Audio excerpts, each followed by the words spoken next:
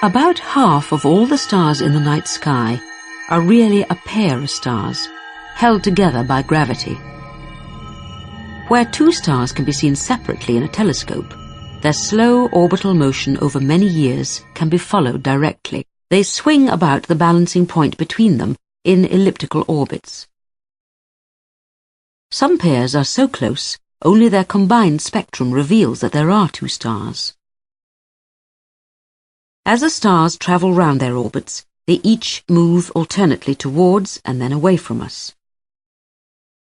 The dark lines in their spectra are first red-shifted and then blue-shifted because of this motion. The spectrum lines shuffle back and forth against the rainbow background of the spectrum. A few binaries are oriented so that the stars pass in front of one another. Algol is the most famous example. Every 69 hours, its brightness dips by a magnitude. The two stars of Algol have changed greatly since they first formed, by swapping material between them. They started with one star 3 times the mass of the Sun, and the other 1.5 times the Sun's mass. The largest star evolved the fastest. It gradually expanded to become a red giant. In a close binary system, the gravitational pull between the stars tends to stretch them into a pear shape. If the stars are close enough and the pull strong enough, matter streams off one star onto the other. Often it does not land directly, but first spirals round to form a disk.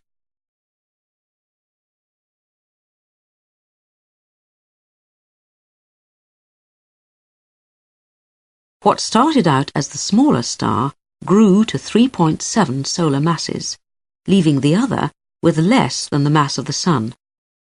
A small amount of material still flows between them.